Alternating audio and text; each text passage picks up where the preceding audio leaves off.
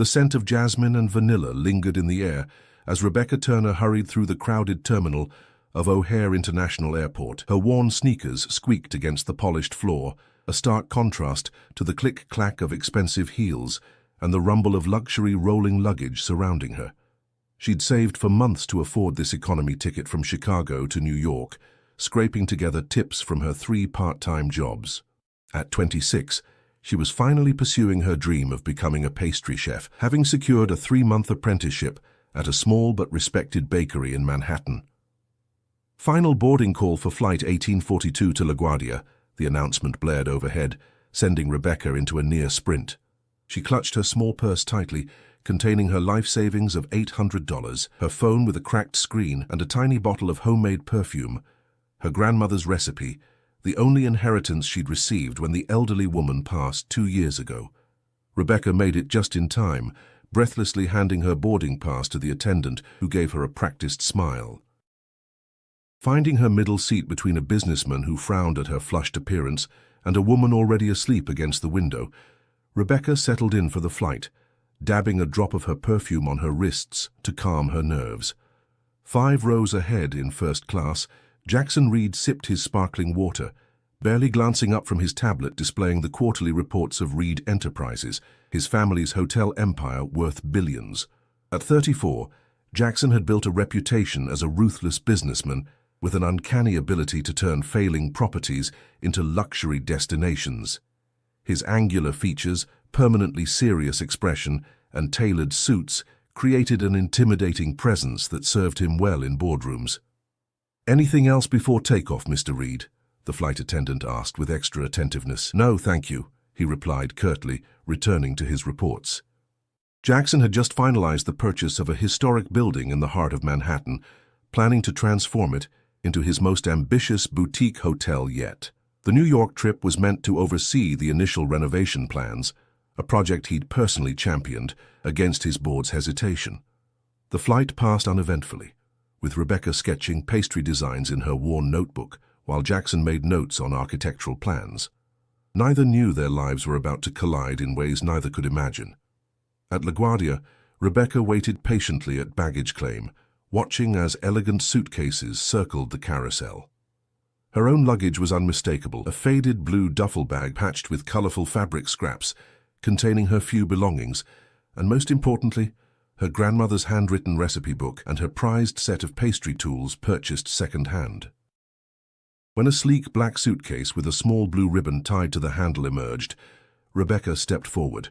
She had attached the ribbon to make her borrowed suitcase, a loan from her former boss, more recognizable.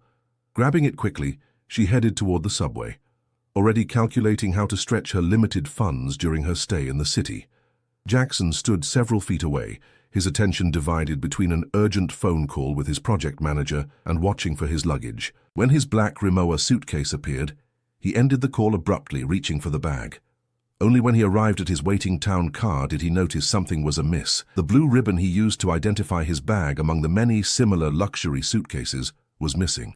"Is everything all right, Mr. Reed?"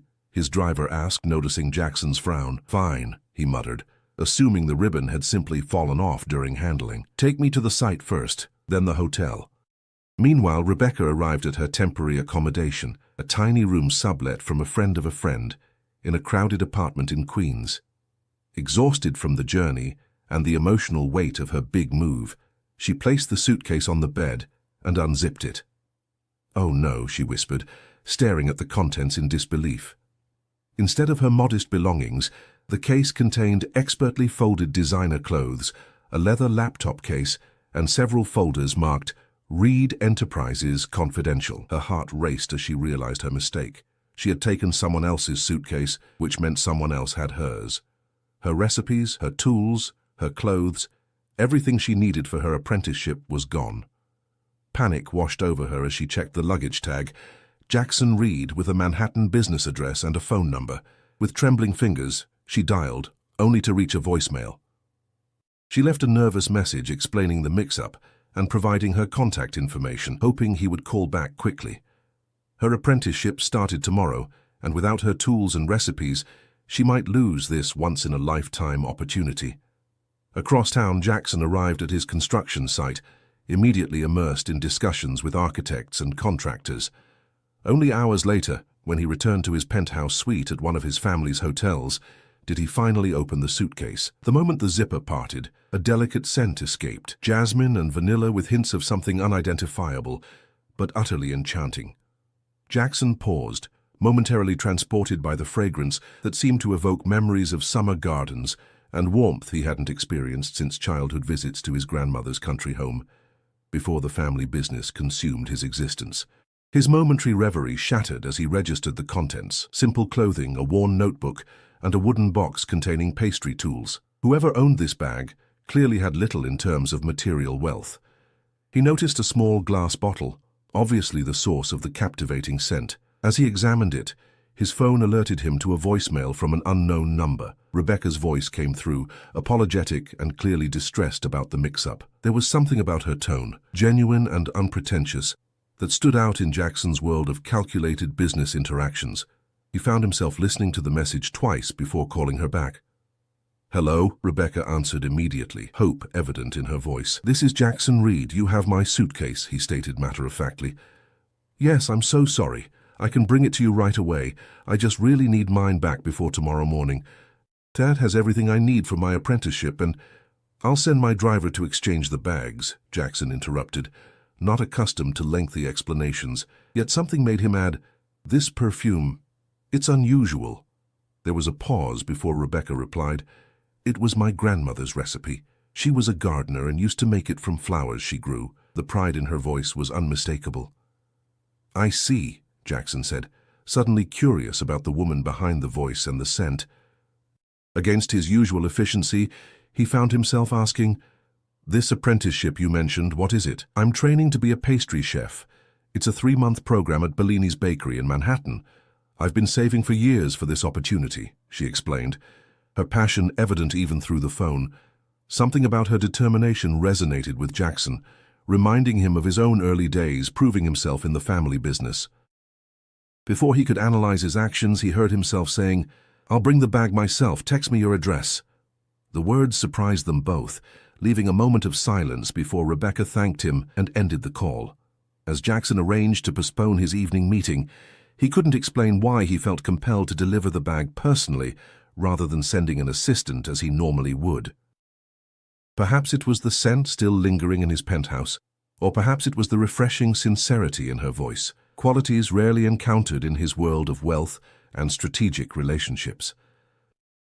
What Jackson couldn't know was that this simple luggage mix-up would set in motion events that would challenge everything he thought he wanted from life, while Rebecca remained completely unaware that the man coming to her door was not just any businessman, but one of the wealthiest hotel magnates in the country, who found himself inexplicably charmed by her grandmother's perfume. Rebecca paced nervously around the tiny room, occasionally glancing out the window at the unfamiliar Queens neighborhood, now bathed in evening light. She ran her fingers through her long, dark brown hair, a nervous habit since childhood. The mirror reflected her anxious brown eyes and sun-kissed complexion, features inherited from her Mexican mother, along with a determination that had carried her through countless hardships. She straightened her simple t-shirt and jeans, wishing suddenly that she had something more impressive to wear when meeting someone important enough to have confidential business documents. The cramped apartment, with its mismatched furniture and thin walls through which neighbors' conversations filtered, made her even more self-conscious about her circumstances. Her phone chimed with a text, "Downstairs in 5 minutes, J.R." Taking a deep breath, Rebecca grabbed the expensive suitcase and headed down the 4 flights of stairs, her heart racing with each step. Outside, she immediately spotted the sleek black car that seemed almost alien against the backdrop of the working-class neighborhood. The driver stepped out and opened the rear door.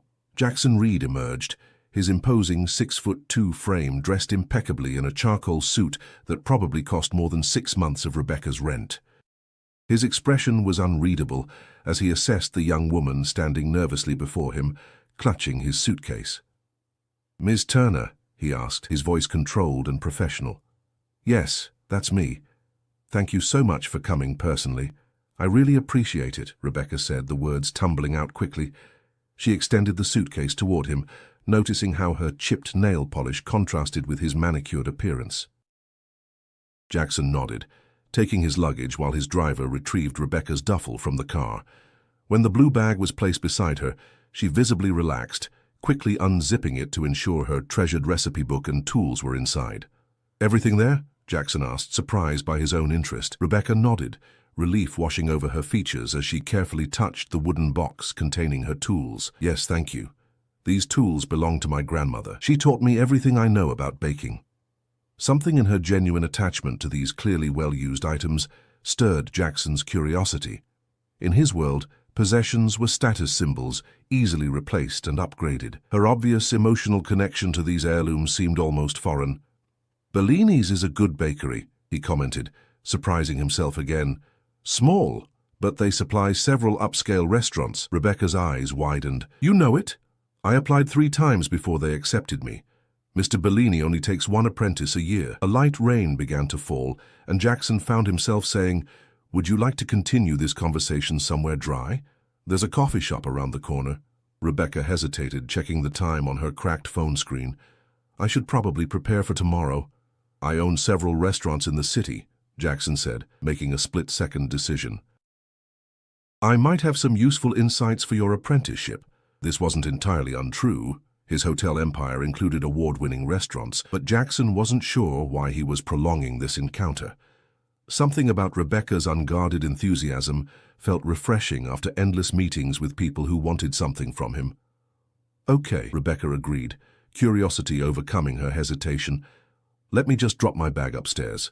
20 minutes later, they sat in a modest cafe, a stark contrast to the exclusive establishments Jackson typically frequented. He watched as Rebecca added a single packet of sugar to her coffee, carefully stirring as she spoke about her culinary dreams, with an openness that was both foreign and fascinating to him. "I want to blend traditional techniques with unexpected flavors," she explained, her entire face lighting up. "My grandmother believed food should tell a story and evoke memories. That's why I create desserts inspired by my Mexican-American heritage, combined with classic French techniques." Jackson found himself genuinely listening, captivated by her passion. "And the perfume? That's also your grandmother's influence?" Rebecca smiled, the first unguarded expression he'd seen from her. "Yes, Rosa Turner was quite a woman, American by birth but traveled throughout Europe and Mexico studying both culinary arts and natural perfumery. She believed scents and flavors were deeply connected." She paused, looking slightly embarrassed. "Sorry, I'm rambling." "No, please continue," Jackson urged, realizing he was genuinely interested. "She left me her recipes, both culinary and perfume, when she passed. The jasmine vanilla blend you smelled is her signature scent. I wear it to feel close to her, especially during important moments like today." Jackson nodded, suddenly remembering something. "There was a notebook in your bag." "I didn't read it, but it looked important." "My recipe journal," Rebecca confirmed. "Adaptations of my grandmother's recipes and my own creations. Without it, I'd have been lost tomorrow." Their conversation flowed surprisingly easily, with Rebecca sharing stories of growing up with a single mother who worked multiple jobs, and her grandmother who taught her to find beauty and possibility even in difficult circumstances. Jackson shared little about himself in return, deflecting personal questions with practiced ease, yet found himself increasingly drawn to her refreshing perspective on life. As they prepared to leave, Jackson made another impulsive decision. "Bellini supplies some of my hotels. I'm visiting their main kitchen tomorrow for a tasting. Perhaps I'll see you there." Rebecca looked surprised. "That seems unlikely. Apprentices probably don't participate in tastings with important clients." "We'll see," Jackson replied with a hint of a smile that transformed his usually serious face. Later that night in his luxurious penthouse, Jackson found himself unusually distracted during a conference call with international investors. The scent of jasmine and vanilla seemed to linger in his memory, along with the image of Rebecca's animated expressions as she talked about her passion for pastry. On impulse, after ending the call, he phoned Marcus Bellini, the owner of the bakery where Rebecca would begin working tomorrow. "Jackson, to what do I owe this unexpected pleasure?" Marcus answered, clearly surprised to hear from one of his most prominent clients directly. "I'm calling about your new apprentice, Rebecca Turner." "Ah, yes, starts tomorrow. Impressive technical skills in her application, though completely unconnected in the industry." "Is there a problem?" Marcus asked, concern evident in his voice. No problem. In fact, I'd like her involved in tomorrow's tasting for the new hotel project. There was a pause before Marcus replied cautiously, "That's highly unusual. She hasn't even started her training yet.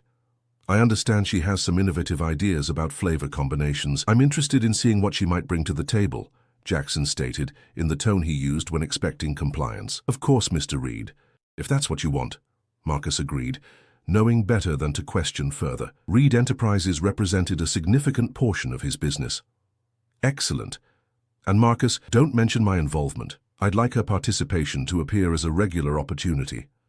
After ending the call, Jackson questioned his own actions. In 15 years of business, he had never taken such a personal interest in someone he barely knew.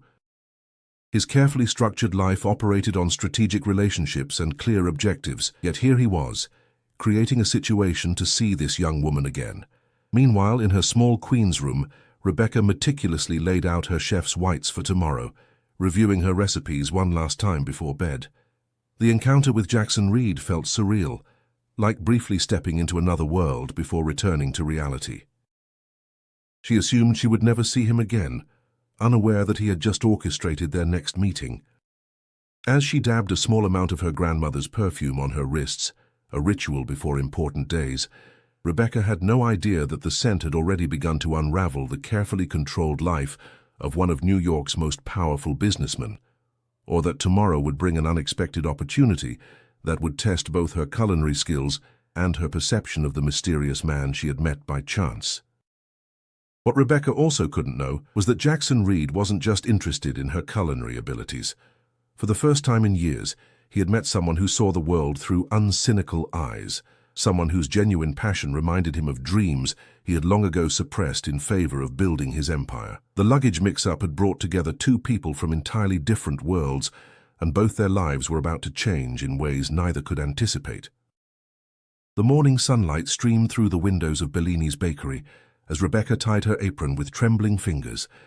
The kitchen bustled with activity, pastry chefs expertly crafting delicate confections while line cooks prepared components with military precision. The gleaming professional equipment intimidated her, making her small apartment's countertop workspace seem like a child's play kitchen in comparison. "Turner!" Marcus Bellini's authoritative voice cut through the noise. The renowned chef approached, his salt and pepper beard and imposing presence commanding immediate respect. "I understand this is your first day, but we have an important client tasting this afternoon. I want you to observe and assist." Rebecca blinked in surprise. "Me, sir, but I just started." "Consider it an education. Our client is sampling potential desserts for a new hotel. You'll assist Paul with service," he instructed, gesturing toward a stern-faced pastry chef who barely acknowledged her presence, "and bring one of your own creations." "My own?" Rebecca's voice rose an octave. "Your application portfolio showed promise with Mexican-French fusion concepts. Prepare a sample alongside your regular duties today. Something small but impactful." With that, Bellini turned and strode away, leaving Rebecca stunned. Throughout the morning, Rebecca absorbed everything like a sponge while tackling increasingly difficult tasks. Her hands, accustomed to years of baking, worked competently despite her nerves. During a brief lunch break, she flipped through her grandmother's recipe book, settling on a passion fruit and chili panna cotta with hibiscus caramel, a recipe she had perfected during late nights after long shifts at her previous jobs. By 3 o'clock, Rebecca's creation sat among the professional offerings in the private tasting room. She had been allowed exactly 45 minutes to prepare it between her assigned tasks, a nearly impossible time frame that had required every ounce of her skill and speed. "They're here," Paul announced tersely. "Remember, speak only if directly addressed." Rebecca nodded, smoothing her chef's coat as the door opened. Her heart nearly stopped when Jackson Reed walked in, accompanied by two associates in equally expensive suits. Their eyes met briefly, his expression revealing nothing while hers undoubtedly betrayed her shock. "Welcome, Mr. Reed," Bellini greeted him warmly. "We've prepared several concepts based on your specifications." Jackson nodded politely, his gaze sweeping over the elegant display before briefly returning to Rebecca. "Excellent.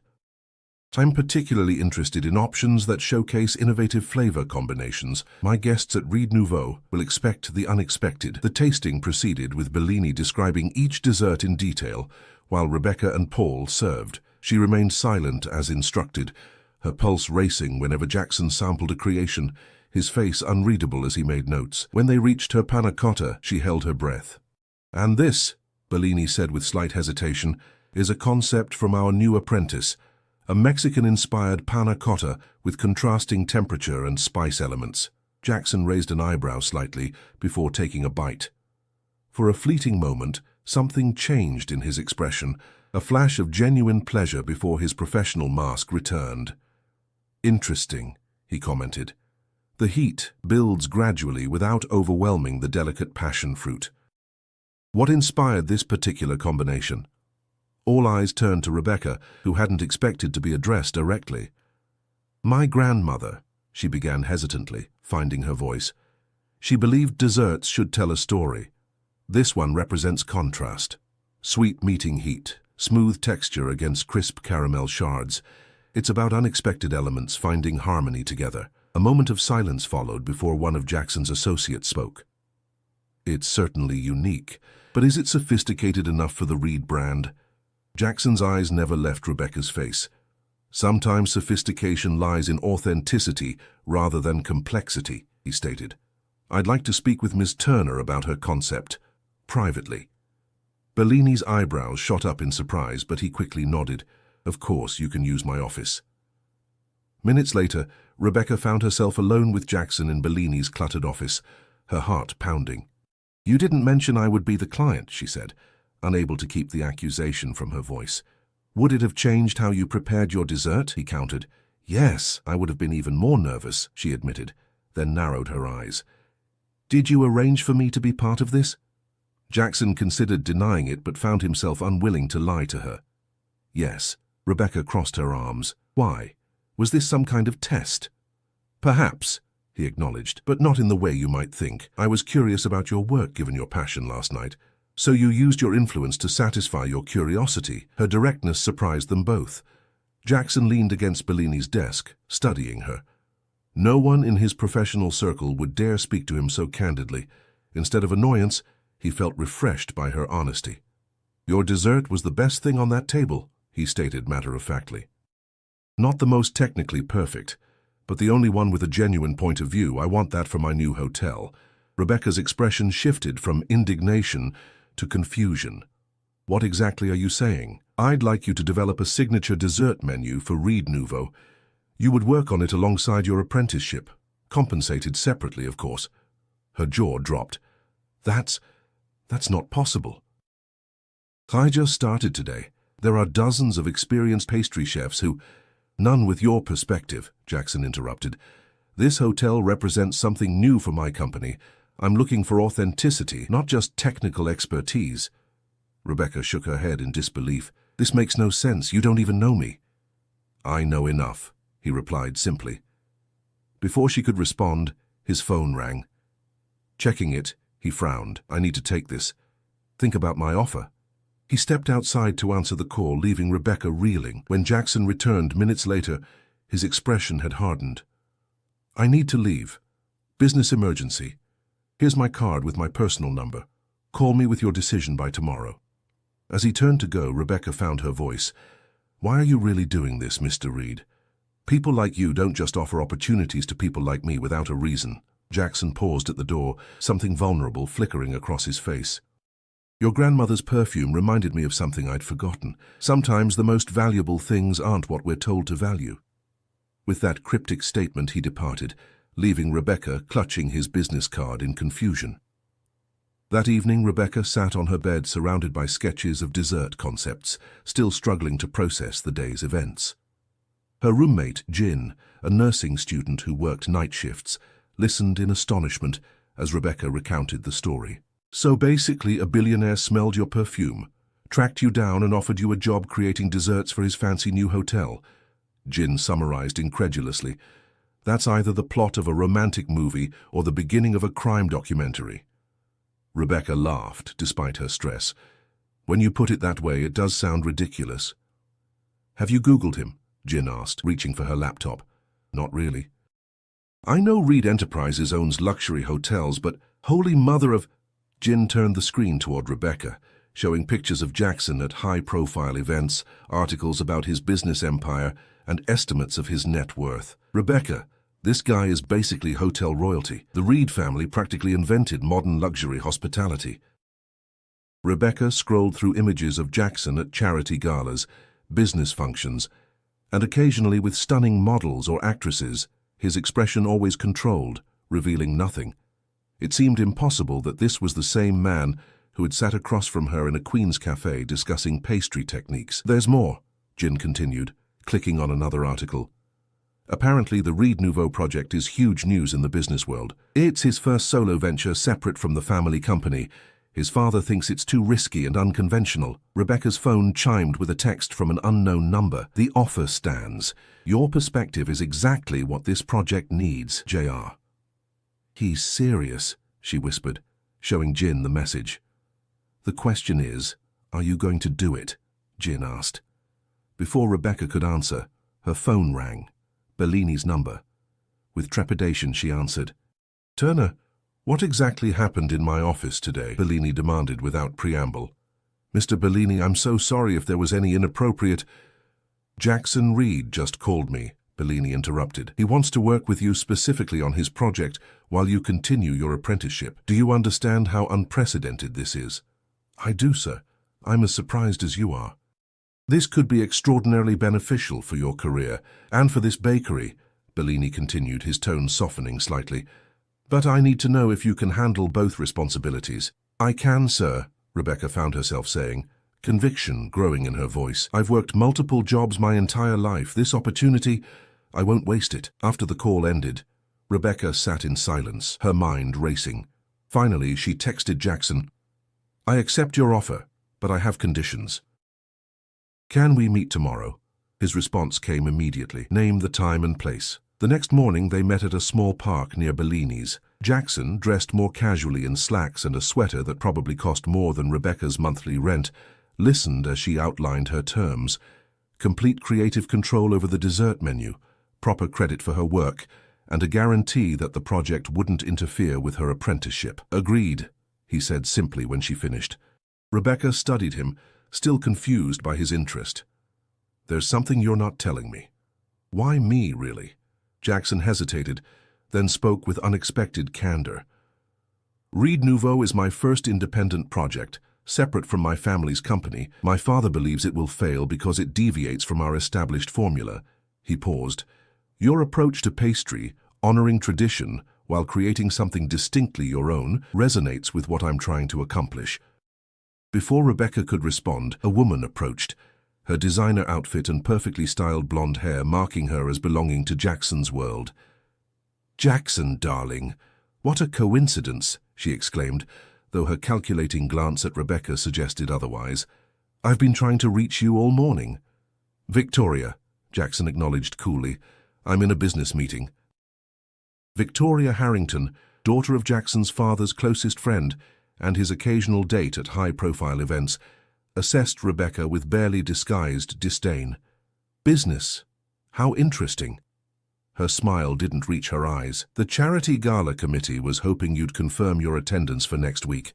Your father mentioned you might bring me as your +1. Rebecca felt suddenly self-conscious in her simple jeans and blouse, acutely aware of the vast social gap between herself and Jackson's world. I'll have my assistant contact the committee, Jackson replied neutrally. Now, if you'll excuse us, we were discussing an important project. Victoria departed reluctantly, leaving an uncomfortable silence in her wake. That's your world, Rebecca stated quietly, and it's not mine. Jackson's expression darkened. That's exactly why I need your perspective for this project. Too much of that world is performance without substance. As they parted ways, Rebecca couldn't shake the feeling that she was stepping into something far more complicated than a simple business arrangement. What she didn't realize was that Jackson's interest in her went beyond her culinary skills or her grandmother's perfume. For the first time in years, he had found someone who challenged his carefully constructed world and reminded him of the passion he had once felt before business and family expectations had taken over his life. What neither could anticipate was that forces were already in motion to complicate their budding professional relationship, forces tied to business rivalries, family expectations, and the collision of their vastly different worlds. 6 weeks passed in a whirlwind of activity. By day, Rebecca immersed herself in the demanding apprenticeship at Bellini's, absorbing techniques and traditions. During evenings and her one day off, she developed concepts for the Ried Nouveau dessert menu, working from a small test kitchen Jackson had arranged in one of his existing hotels. Their professional relationship evolved into something neither had anticipated. What began as formal meetings to discuss menu concepts transformed into engaging conversations that often stretched late into the night. Jackson found himself sharing the vision behind Ried Nouveau, a hotel that honored luxury traditions while breaking conventional boundaries. Rebecca shared stories of her grandmother's belief that food created connections across all divides. On a rainy Thursday evening, they sat surrounded by dessert samples in the test kitchen, debating the merits of different presentation styles. "The vertical assembly is more dramatic," Jackson argued, gesturing to the tower of delicate chocolate and spice components Rebecca had created. She shook her head, rearranging the elements into a more organic pattern. "But this tells a better story. It invites exploration rather than intimidation." Jackson watched her hands move confidently among the delicate components, struck by how much had changed in 6 weeks. The nervous apprentice had blossomed into a confident creator who no longer hesitated to challenge his opinions. More surprisingly, he found himself genuinely valuing those challenges. "You win," he conceded, with a rare smile, as usual. Rebecca glanced up, catching an unguarded expression on his face that made her heart skip. These moments had been occurring more frequently, glimpses of the man beneath the businessman facade. Their eyes held for a beat too long before she looked away, focusing intently on adjusting a chocolate garnish. The undeniable attraction building between them remained carefully unacknowledged by both. Rebecca reminded herself of the practical realities. He was her employer, from a world entirely separate from hers. Jackson maintained his professional demeanor, telling himself his interest was purely in her culinary vision.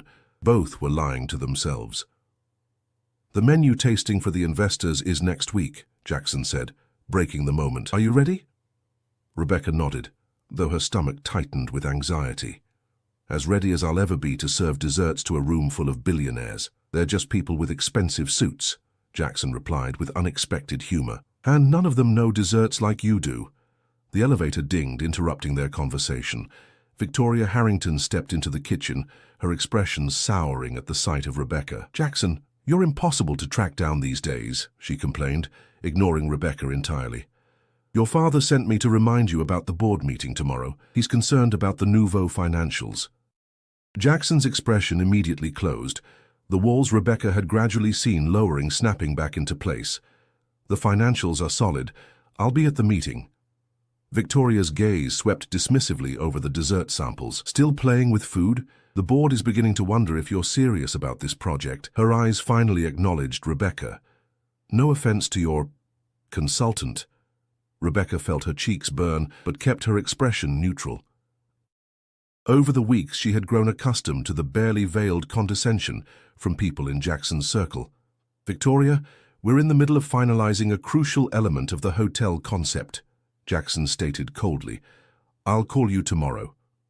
After Victoria departed with obvious reluctance, an uncomfortable silence fell between them. "I should go," Rebecca said finally, beginning to pack her equipment. "Rebecca," Jackson started, then hesitated.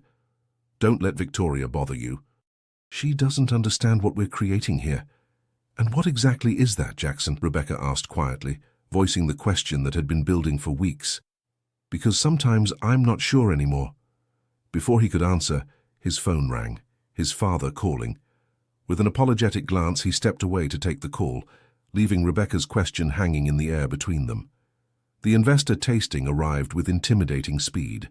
Rebecca stood nervously in the background as Jackson presented the Ried Nouveau concept to 12 impeccably dressed board members and potential investors in a private dining room. His father, Richard Ried, sat at the head of the table, his critical gaze missing nothing.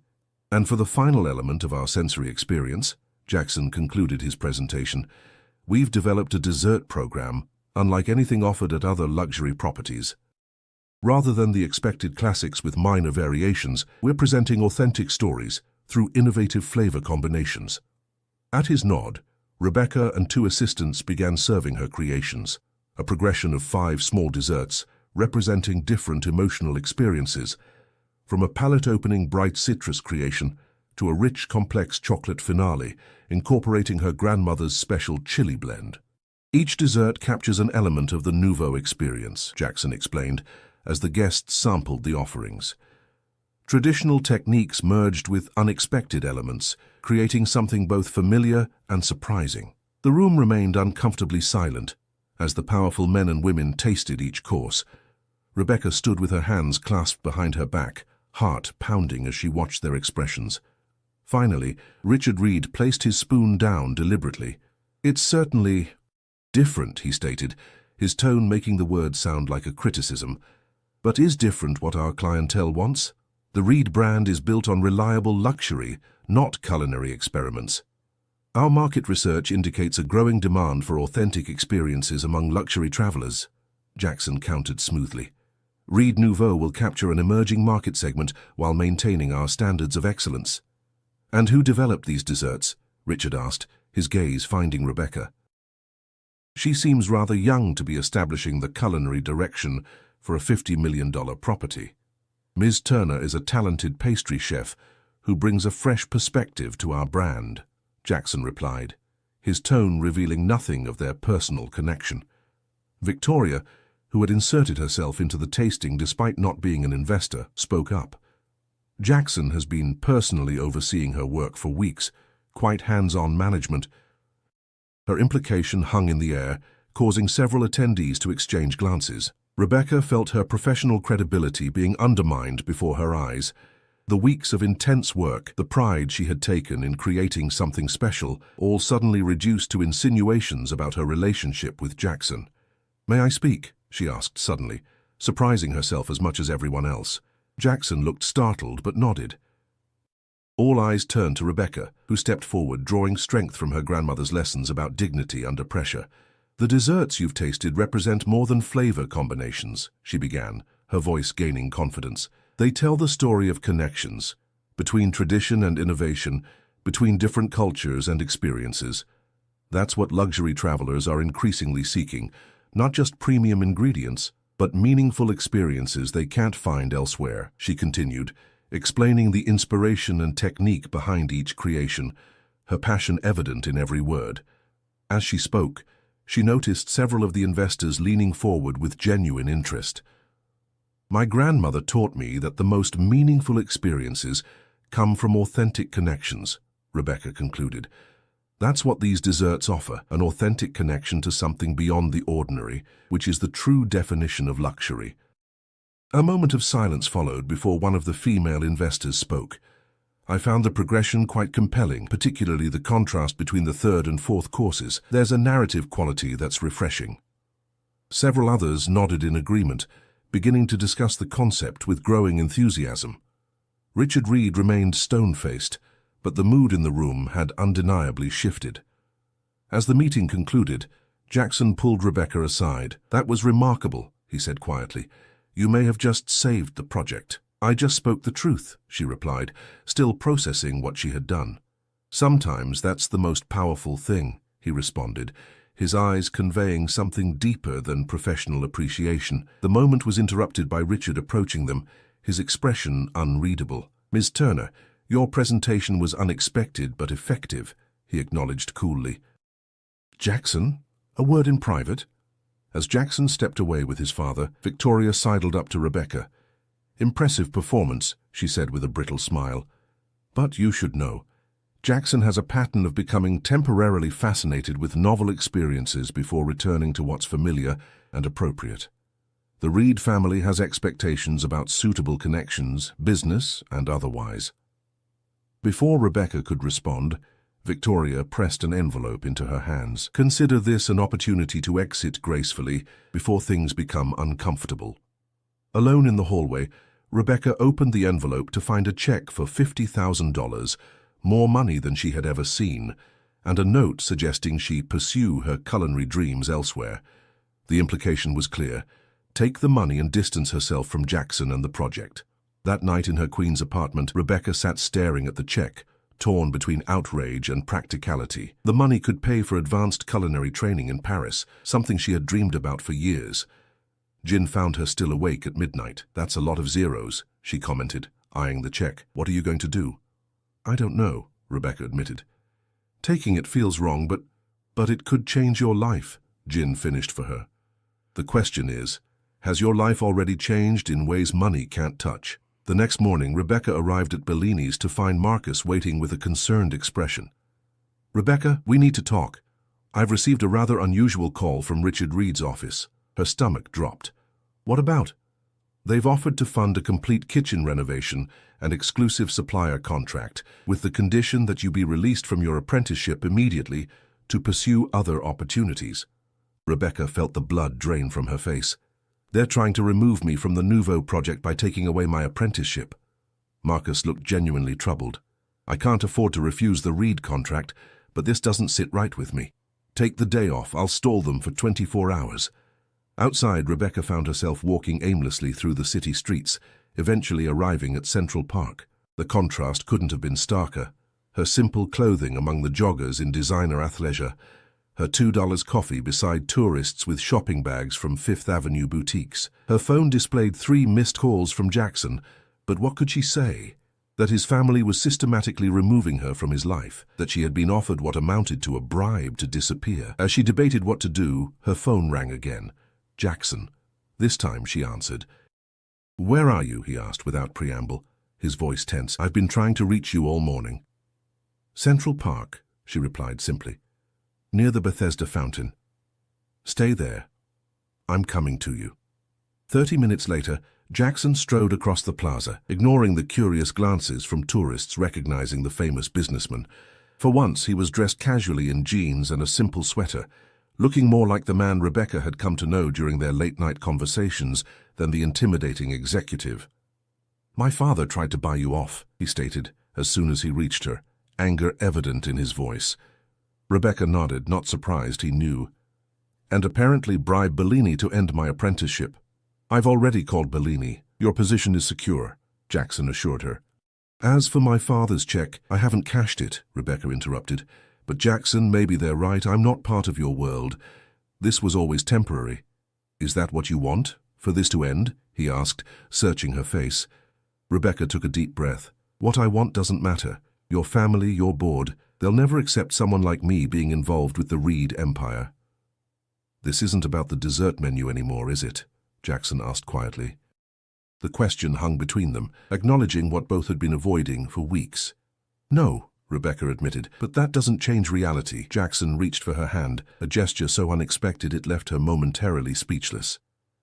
"I've spent my entire life meeting expectations, my family's, the board's, society's.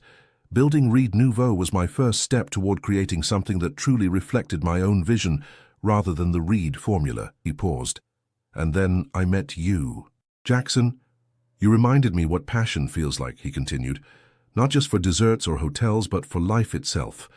When you talk about your grandmother's recipes or creating something meaningful, I see the person I wanted to be before I became so focused on success." Rebecca felt tears threatening. "And I'm drawn to your determination, and how, despite everything, you still want to create something authentic in a world of pretense. But there is no but," Jackson interrupted gently. "I made a decision this morning. Reed Nouveau will proceed as planned, with your dessert menu as a centerpiece.